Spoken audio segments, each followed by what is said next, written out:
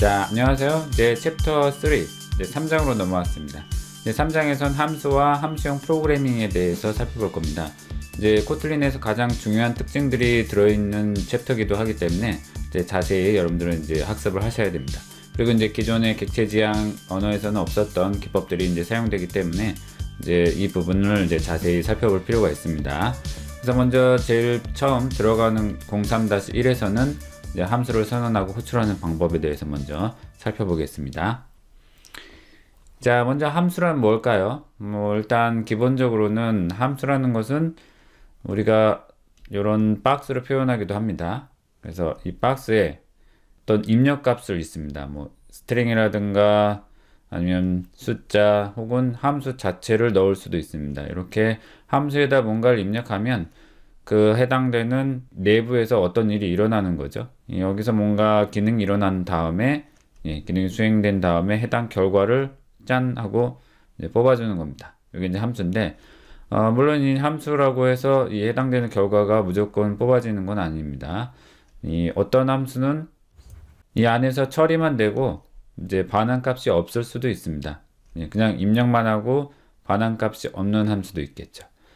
혹은 이제 이 내부에 이제 국한되어 있는 게 아니라 이 내부에서 어떤 외부에 있는 이제 개체를 조정할 수도 있습니다. 여러 가지가 있습니다. 그래서 이제 함수의 종류에 따라서 순수 함수냐 아니면 기존의 이제 외부의 상태를 변경하는 함수냐 이것으로 또 이제 나눠지기도 하기 때문에 이제 나중에 다시 말씀드리고, 어쨌든 이 함수를 사용하면은 데이터 타입들이죠. 이 데이터 타입들을 처리를 해야 되기 때문에 이 해당 인자에 맞춰서 예를 들면 여기 김이라는 것은 대문자로 처리했고, 이제 3과 2는 3은 이 창문의 개수에 해당되겠네요. 3, 그 다음에 2는 안테나 개수 이런 식으로 해당 인자를 이제 처리를 해줘야 됩니다. 물론 우리가 값을 넣을 때는 인자라고 하는데 이제 함수를 설계할 때는 이 함수를 선언하고 있는 형태에서는 인자를 이제 매개변수라고도 얘기하죠. 매개변수. 함수를 선언할 때는 매개변수, 이제 함수를 사용하고 있을 때는 인자, 이렇게 이제 파악하시면 되겠습니다. 자, 그래서 이제 실제로 이 코드를 보면은 지우고 이제 코드를 보면은 이제 fun이라는 이 키워드를 통해서 이제 함수를 선언합니다. 그래서 함수 이름이 나오고 그 다음에 우리가 필요한 만큼의 매개변수를 정의를 합니다. 매개변수 정의할 때는 항상 이 매개변수의 자료형이 무엇이냐 콜론 뒤에 명시를 해야 되죠. 그 다음에 이 함수 자체, 함수 이름 자체에도 콜론으로 뒤에 뭔가 데이터형을 명시했죠. 요건 이제 반환 자료형이 됩니다. 반환 자료형은 어떤 특정 결과가 있어서 그 결과를 뽑아낼 때, 자, 이게 결과가 있을 때, 그래서 결과를 만일에 반환하는 자료형이 있을 때는 return이라는 문을 사용해서 항상 해당되는 결과를 이제 반환시켜 줘야 됩니다. 자, 그 다음에 이 중간에 함수의 본문에서는 어떤 특정 수식이라든가 등등의 본문이 나오겠죠.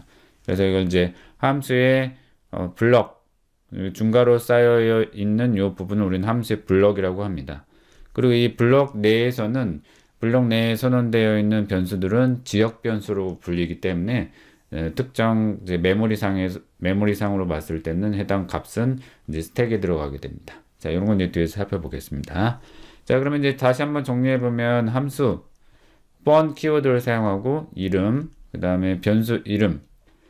이제 이 변수는 이제 매개 변수가 된다 했었죠. 이거는 이제 매개 변수입니다. 선언할 땐 매개 변수, 일단 사용할 땐 인자. 그 다음에 자료형, 콤마 이렇게 쭉 여러분들이 원하는 만큼의 개수를 이제 넣을 수 있습니다. 그 다음에 반환 자료형. 그럼 반환 자료형이 없다? 그러면 int 대신에 유닛이라는 걸 사용합니다. 그래서 만일 자료형에 반환이 없다? 유닛. 이렇게 하고 return은 생략이 됩니다. 그건 이제 뒤에서 다시 살펴보죠. 어쨌든 생략될 수 있기 때문에 생략되는 경우에는 대괄호 저렇게 쳤습니다.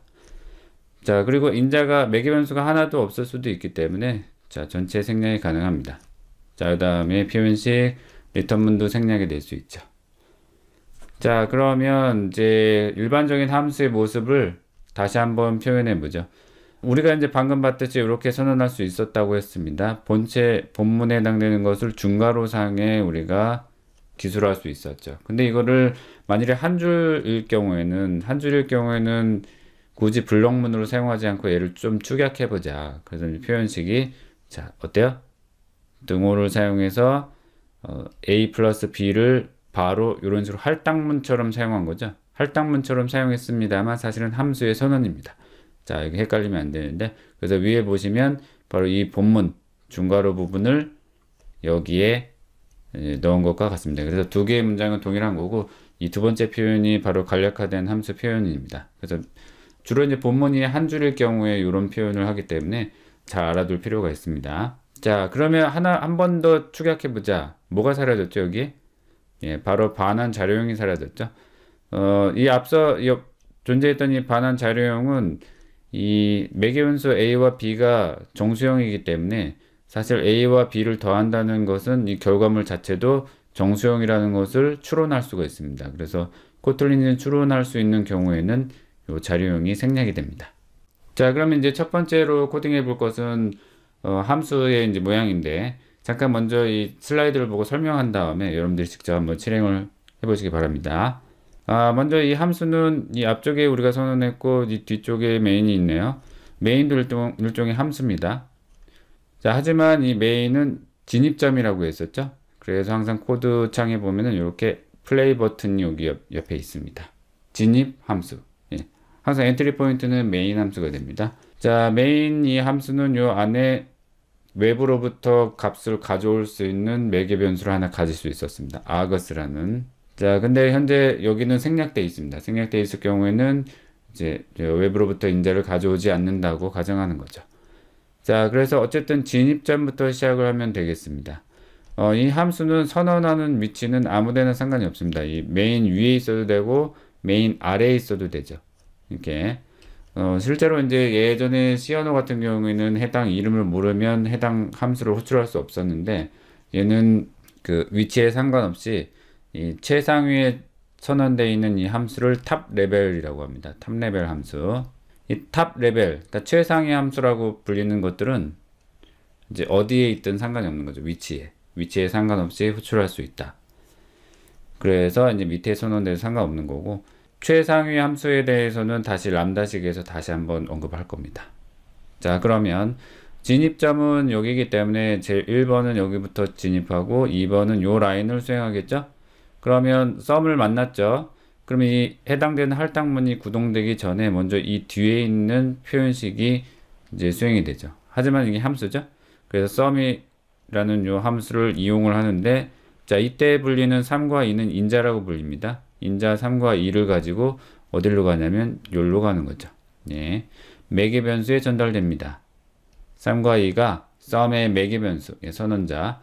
자, 그러면 요 앞에 있었던 인자는 다시 A와 B에 복사돼서 이 A와 B를 사용을 하는 겁니다. 그래서 A와 B를 더한 다음에 결과 썸을 내고 이 썸을 리턴했네요. 그래서 이걸 돌려주면 이제 이 돌아온 값, 이 썸의 결과를 자, result 1에 할당하게 됩니다. 이런 순서로 이제 동작이 되는 거죠. 물론 이제 함수는 여러 번 재사용이 가능합니다. 이렇게 이제 다른 인자를 넣고도 해당 결과물을 가질 수가 있죠. 자, 이렇게 나온 것을 이제 프린트문으로 찍고 있습니다. 그리고 이제 코딩을 하다 보면은 인텔리제이 IDE에서는 항상 이 매개 변수가 우리는 이제 인자만 지금 작성을 했었죠. 그럼 이 매개 변수 이름이 무엇인지 이렇게 힌트가 나옵니다. 이건 우리가 찍은 게 아니고 인텔리제이가 보여주는 기능입니다. 그래서 이 기능을 이렇게 사용할 수가 있습니다. 자, 그럼 이제 실습창으로 돌아와서 이제 새로운 패키지를 만들어야죠. 그러면 이제 챕터가 분할됐기 때문에 src에서 alt insert 이제 패키지 이제 chap03 바로 여기다 점을 눌러서 분할을 해도 됩니다. sec section 1 이렇게 이제 패키지를 만들고, 그 다음에 여기에 이제 최초로 들어가야 될 것이 alt insert sum func. 자, 이렇게 해서 이제 파일을 만듭니다. 자, 그 다음에 이제 여러분들 교재에 있는 내용물을 한번 타이핑해 보죠.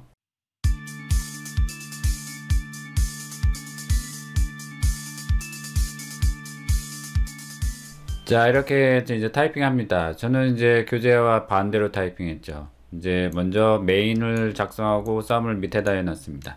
자, 이래도 이제 실행하는데 문제가 없다고 했었죠. 이제 최상위 함수기 때문에. 자, Alt Shift F10을 누르고 이제 sum 펑크에 대한 내용을 실행해 봅시다. 자, 그럼 문제 없이 5와 13이 나왔습니다. 이제 두 개를 더한 거죠.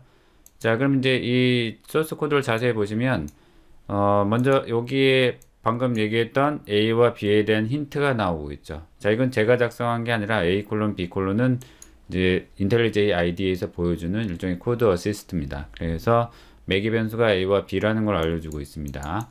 자, 그리고 이제 실제로 여기 보시면 함수에 VAR을 쓰지 않아도 된다고 나오죠.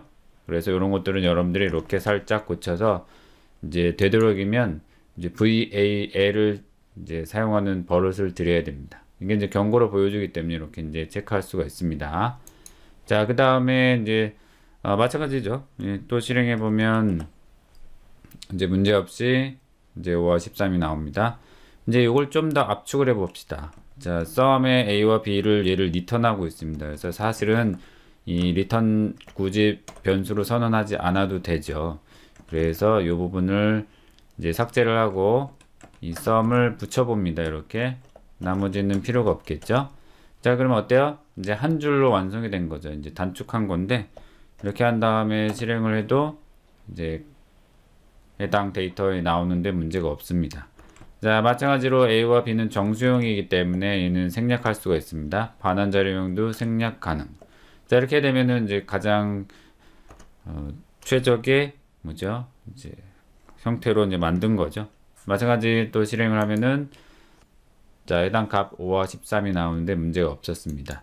자, 이렇게 해서 이제 함수를 만들 때는 이제 여러분들이 어떤 이제 단일 문장일 경우는 이렇게 이제 축약해서 쓸 수도 있고 필요한 데이터 타입이 이제 변경 가능성이 있는지 없는지에 따라서 불변형 혹은 가변형으로 선언할 수 있었기 때문에 그런 걸 잘 고려해서 작성해야 됩니다. 자, 그럼 이제 다시 슬라이드로 와서 맥스 펑크라는 예제를 봅시다. 자, 이번에는 이제 함수의 호출 원리를 좀 살펴볼 건데 우리가 이제 함수를 사용하게 되면은 이제 기본적으로는 이 함수를 진입할 때 사용하는 변수들이 있습니다. 그렇죠? 지역 변수라고 하는데 이 지역 변수는 각각의 함수의 스택 안에 들어가게 됩니다. 함수가 가지는 이제 프레임이라고 하는 곳에 들어가게 되는 건데 이 max는 a와 b를 가지고 있고 이 안에는 num1, num2, result가 있죠. 그럼 이게 어떤 원리로 이제 스택에 쌓여가는 건지 이걸 한번 체크해 봅시다. 자, 그럼 이제 그림을 통해서 한번 이해를 해 봅시다. 우리가 이제 프로그램이라고 하면은 힙과 이제 스택을 가지고 있습니다. 물론 이제 JVM이라고 하면은 좀 더 메모리 영역이 많이 나뉘긴 합니다만 보통 이제 프로그램이라고 하면은 이 두 개의 개념을 가지고 있죠. 자, 그래서 힙은 일단 낮은 주소에서 높은 주소로 자라가면서 할당이 됩니다. 여러분들이 만드는 객체 같은 것들이 여기에 이제 위치하는 거죠. 자, 그럼 이제 높은 주소에서 아래쪽으로 자라가는 것은 이제 스택이라고 하는데 스택은 주로 임시 변수라든가 등등이 위치하는 곳입니다. 자, 그래서 이 두 개의 공간을 이용해서 이제 프로그램이 작동하게 되는데 자, 한 단계씩 한번 밟아서 읽어볼까요? 먼저 진입점, 프로그램의 진입점은 이제 fun main입니다.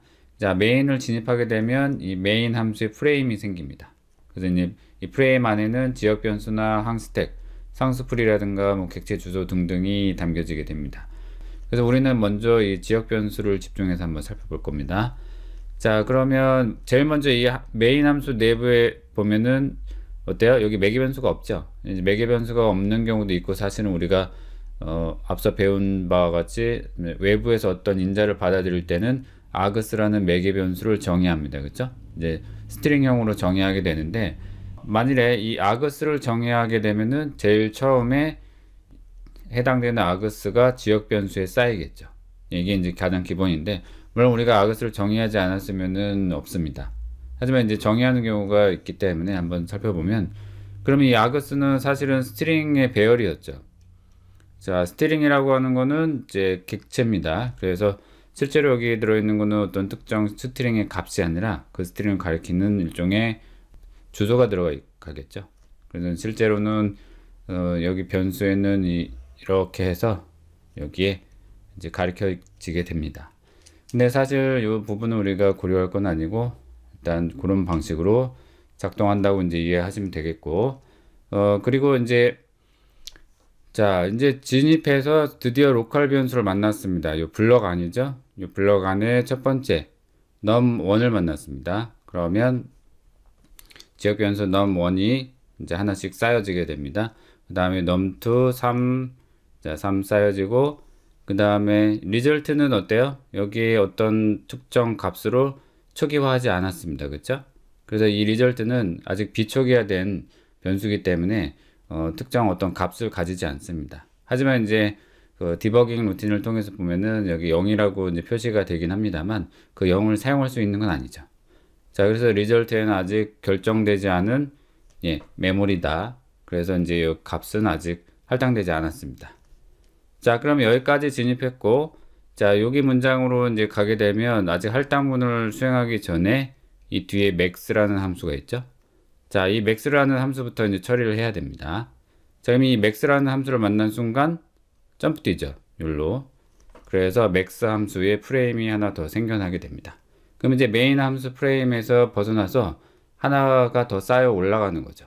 그러면 이 안에 있는 이제 인자는 이 max에 있는 인자와는 무관한 형태가 됩니다. 여기서 참조할 수 있는 게 아니죠. 이 max라는 함수에서 이 내부의 각종 변수를 참조하지 못합니다. 그렇기 때문에 이 해당 인자를 통해서 가져와야 되죠. num1에 있는 10과 3를 각각 max 함수의 a와 b에 가져오게 됩니다. 그래서 각각 이제 이 해당 문장을 처리하기 위해서 이제 본문으로 진입하죠. 본문으로 진입해서 a가 크면 a를 반환, 작으면 b를 반환합니다.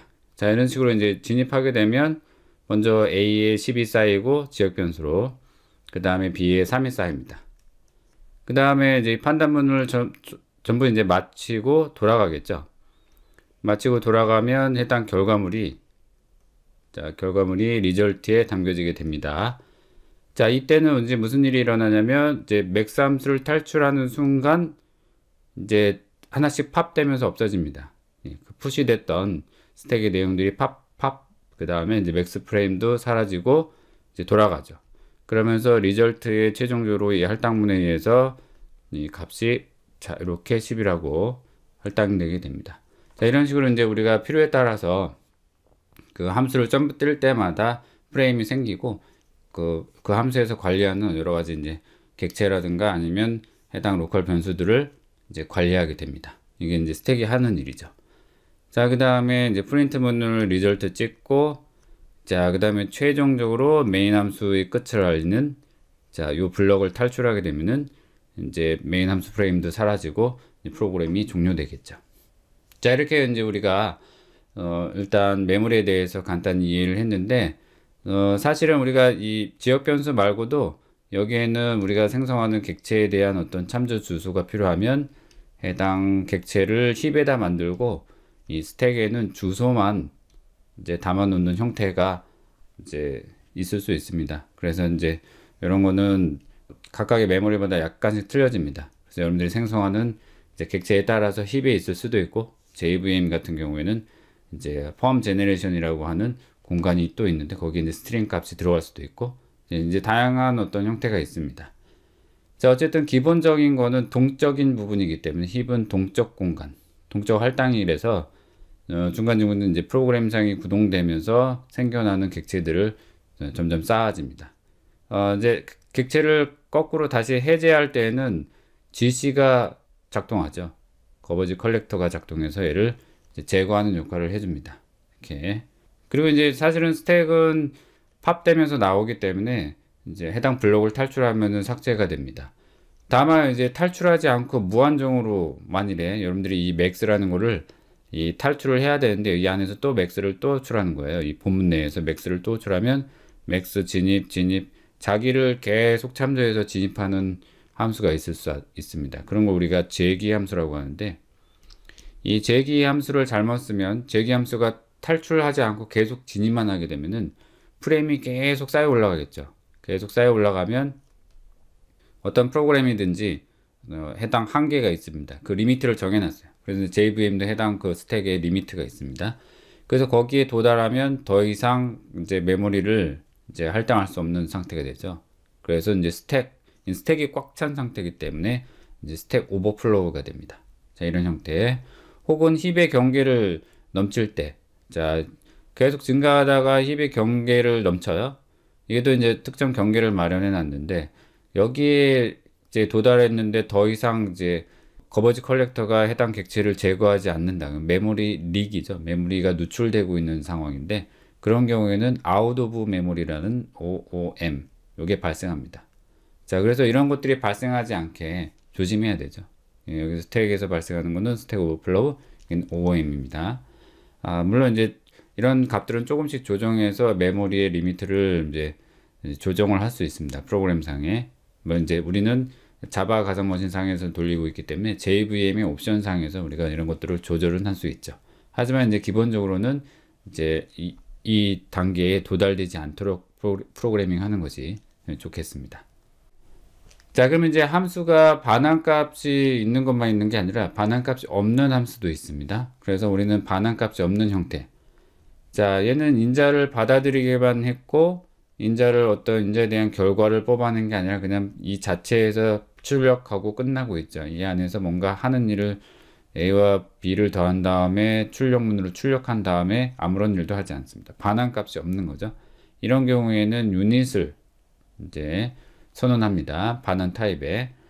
자, 그래서 실제로는 여기 눈에 보이지 않지만 이 안에 리턴문이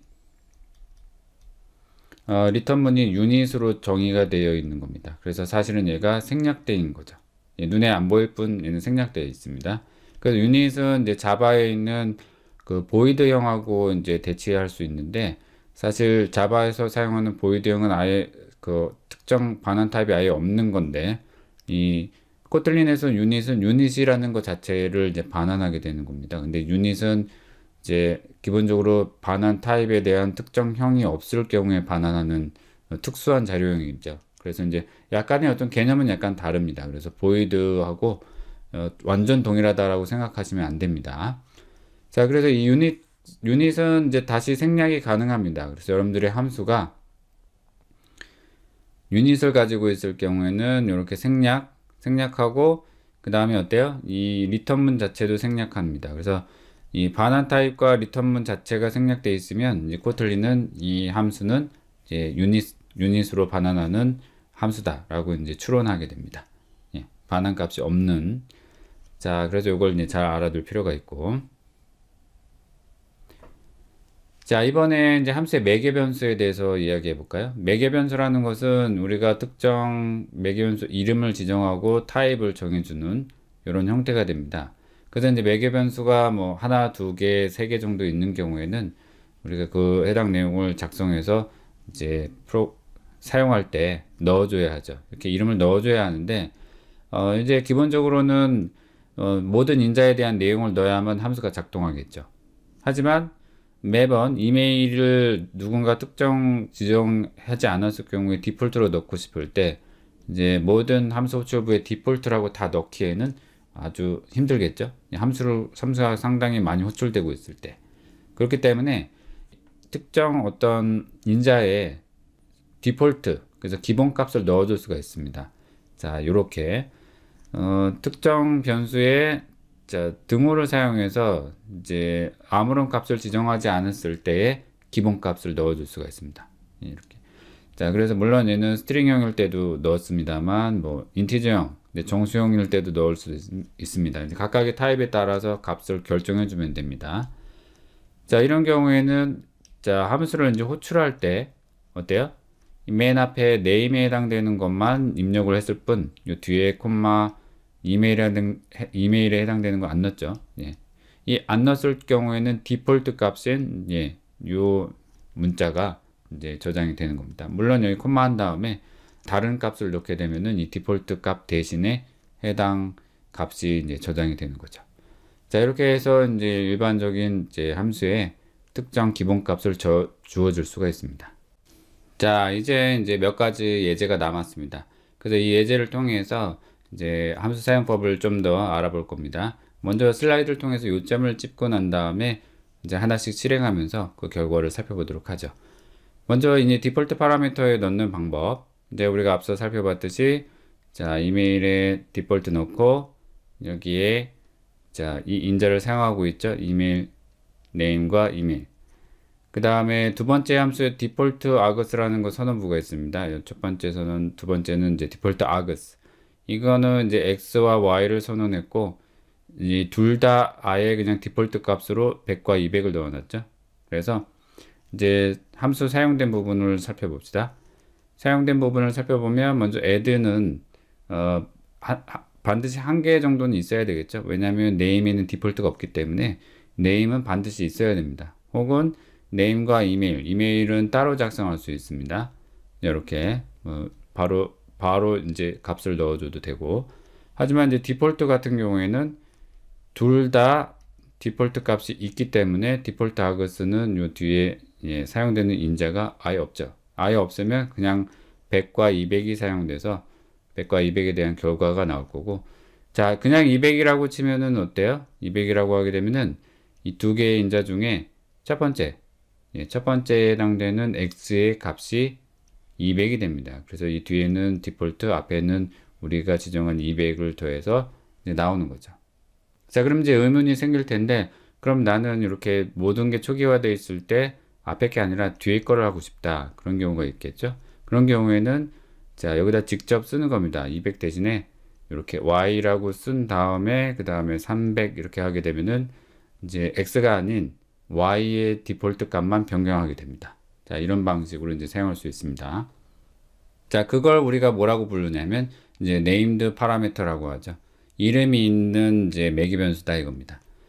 자, 그래서 자, 여기는 세 개의 값을 보여주고 있네요. x, y, z가 있을 때 이제 이 세 개의 값을 각각 x하고 z, 이제 반드시 z는 어때요? 이제 초기화 해줘야 되겠죠. 그래서 z는 항상 나오고 있습니다. 하지만 이제 여러분들이 x나 y 둘 중에 선택을 해야 될 때, 자, 이렇게 이름이 있는 매개 변수 이름을 넣고 초기화 값을 넣어주게 되면 그 해당 변수만 초기화하는 거고, y는 디폴트를 사용하게 되는 거죠.